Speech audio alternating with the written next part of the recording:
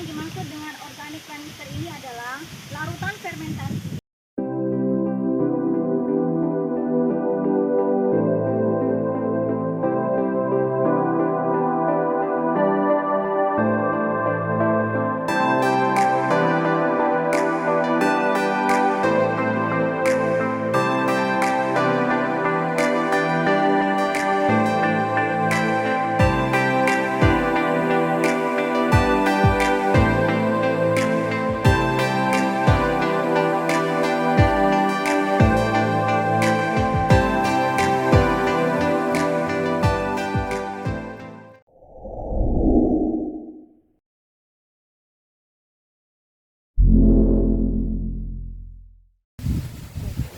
Selamat pagi ya buat bapak-bapak yang ada di sini. Pagi. Oke, terkhusus di Poktan Maju Jaya, Desa Seguai Timur. Hari ini kami dari penyuluh pertanian dari Kecamatan BBP Kumai akan memberikan penyuluhan. Materi yang akan kami bawakan adalah organic plant booster. Nah, mungkin ini agak terdengar asing ya Pak ya, karena agak Inggris-Inggrisan. Jadi ini memang kalau di Indonesia kan itu sama dengan pupuk organik cair, tapi yang boosternya gitu. Nah, ini kita adopsi dari negeri Malaysia. Jadi memang dari kementeriannya mereka sudah mengpatenkan untuk pertanian organiknya. Mereka membuat formulasi organic plant booster ini.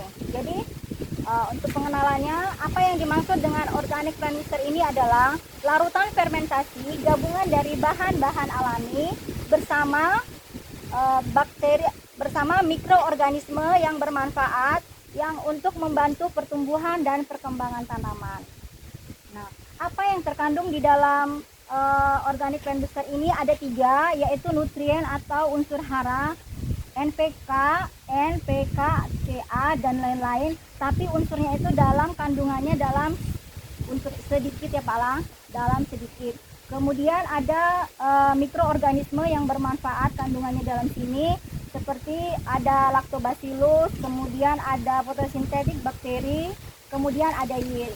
Dan ketiga, di organic plant booster ini juga, ini ada contohnya kita bawa, ada kandungannya itu hormon alami yang diperlukan oleh tanaman. Nah, mungkin itu untuk mengenal.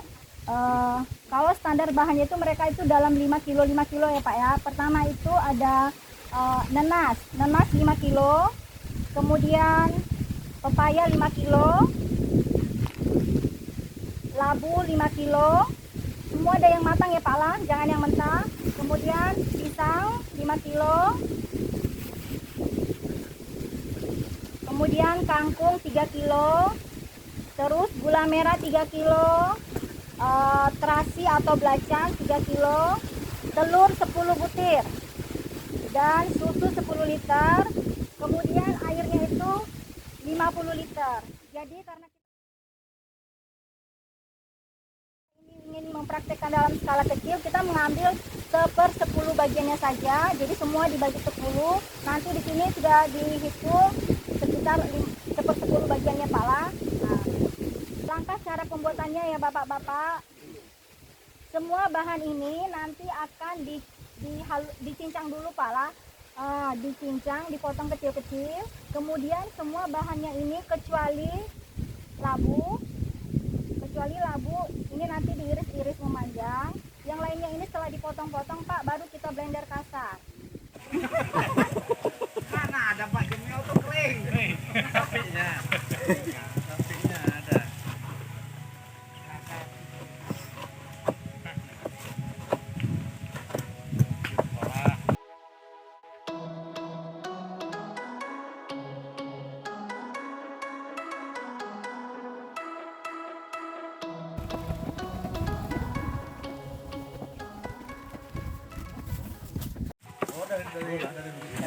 Lapor kan yang tidak kena bantai nih.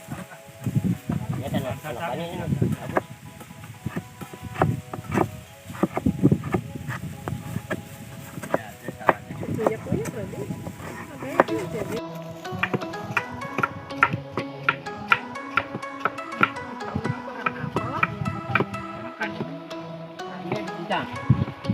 Enggak, itu masih jaga dalam mulut cuma itu tuh.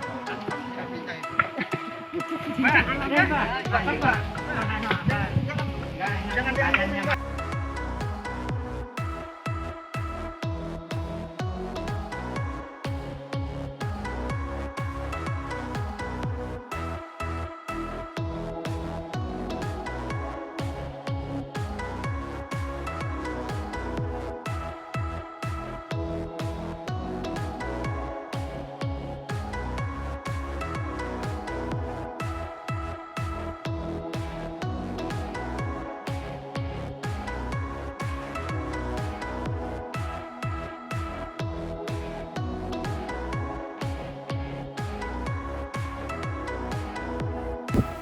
Oke, langkah selanjutnya ialah bahan-bahan yang telah kita haluskan kita masukkan ke dalam ember atau drum yang akan tempat untuk fermentasinya.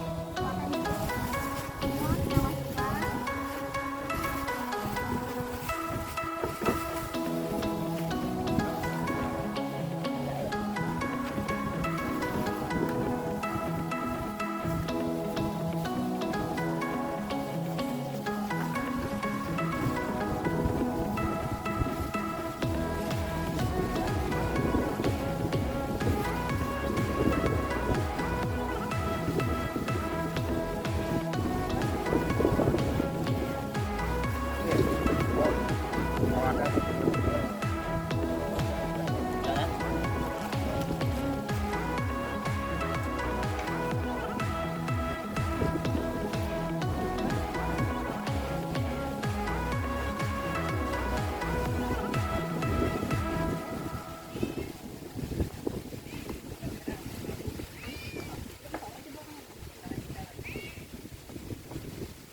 Oke, perlu saya tambahkan tadi ya Pak ya.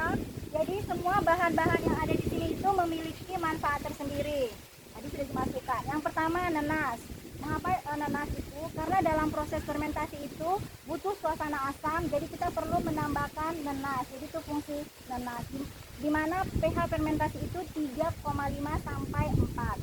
Nah, kedua pepaya. Pepaya berfungsi, kita tahu bahwa pepaya itu banyak mengandung enzim-enzim nanti yang akan dibutuhkan oleh mikroorganisme dalam proses perkembangbiakannya. Kemudian pisang. Pisang kita mengetahui banyak mengandung potasium atau kalium ya Pak ya, atau K. Nah, kemudian kangkung. Kangkung itu banyak mengandung hormon alami yang akan diperlukan untuk tanaman.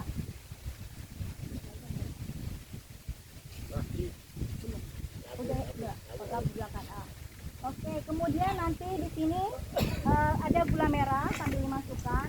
Gula merah ini berfungsi sebagai nanti sumber energi atau makanan dari mikroorganisme tersebut. Ya, ya sumber makanannya.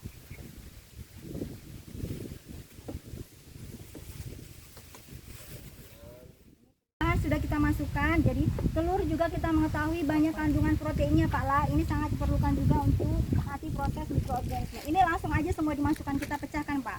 Ya. Oke, Ganas juga. kemudian susunya tadi setengah liter. Masak juga permainan. Ya jalan dulu baru dulu. Nah, fungsi dari susu ini apa? Kita mengetahui susu ini banyak mengandung bakteri Lactobacillus. Situ nggak ada. Ini kita ada juga. Kemudian kita masukkan air sebanyak 5 liter Bapak. Di belakang. Silakan Bapak.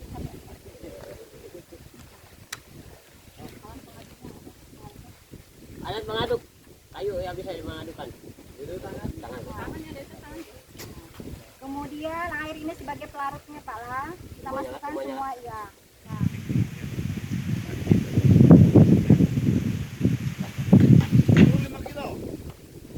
telurnya itu perbandingannya 10 Pak. 10 butir. Ya, per 5 kilo bahan.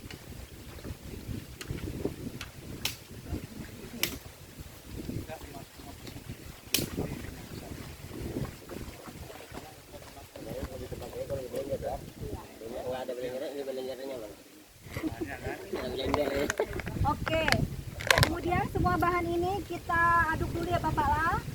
Kanan aja, aduk-aduk nanti kita yang mau katakannya. Ya itu saja katakannya. Setelah itu yang terakhir adalah fungsi dari labu ini apa Pak? Ini kita letakkan paling terakhir, kita potong iris-iris seperti ini. Jadi yang di dalam ragi itu untuk tumbuh ya Pak. Jadi dia itu di sini di paling atas ditaruh. Nah, jadi dia mengambang nanti. Berarti dia nggak ada blender. Yang ini labu tidak di blender, cuma diiris-iris seperti ini. Oh, yang lainnya di blender. Yang lainnya di blender. Kayak untuk bakteri tadi kan berarti kan ada blender dia khusus spesial. Yang lainnya di blender. Ingat-ingat ya, Bapak. Tempatnya besaran. Tempatnya. Nah, ini Nanti satu keping itu kita ambil. jadi maksudnya itu adalah mikroorganisme di dalam ini akan membantu merombak bahan organik menjadi unsur hara yang lebih mudah diserap oleh tanaman. Jadi kita bikin ini yang paling terakhir ya Bapak lah. Kita tuang itu di atas dari labu ya Pak lah. Jadi capek berarti ngapain? Sampai labu.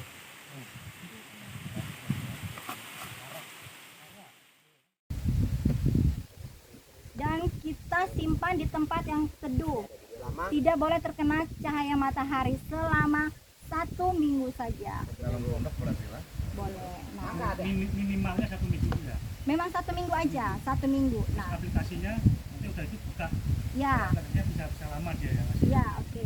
Nah, setelah 1 minggu Bapak, nanti setelah 1 minggu, dan hasil dari namanya organic plant booster ini, nanti tanda-tanda kalau dia itu organiknya ini berhasil, plant boosternya ini berhasil adalah pertama itu terdapat miselium putih di atas tadi, di atas labu itu. Nanti ada Serum itu apa? kayak jamur-jamur gitu Pak, nanti kelihatan di sini. Nah, seperti itu tanda-tandanya. Kemudian pH-nya itu di bawah 4. Dan ketiga itu tanda-tandanya itu adalah tercium aroma fermentasi atau aroma asam segar karena dia proses fermentasi. Nah, setelah ini jadi Bapak, nanti ini kemudian kita saring. Nah, kita saring, kita tempatkan ke wadahnya itu yang tempatnya jangan terkena sinar matahari langsung, di tempat yang teduh, di mana nanti plant boosternya ini Bapak bisa kita simpan selama 6 sampai 8 bulan. Lama berarti. Fermentasinya yang 6 hari tadi. aja. Ya, Berarti bisa dipakai selama 6 bulan bisa dipakai. bisa Bapak, ini bertahan sampai asal jangan terkena sinar matahari dan disimpan. Iya, kan. Ya, nanti mati. Oke.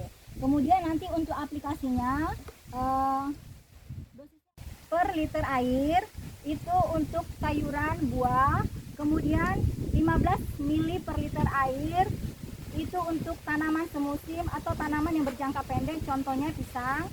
Kemudian 20 ml per air itu dapat itu untuk tanaman buah-buahan.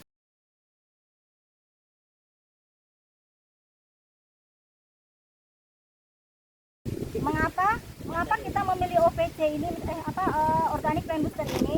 Pertama, cara pembuatannya sangat simpel ya Bapak lah. Bahan-bahannya bisa kita carikan mudah Pak lah. Kita tinggal potong iris-iris, kemudian kita blender.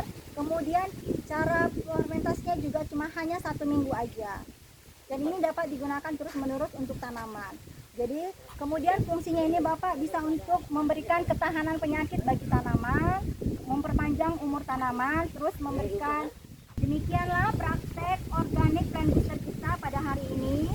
Kami dari DPP Kecamatan Kumai mengucapkan terima kasih. Semoga praktek hari ini bermanfaat bagi bapak-bapak semua.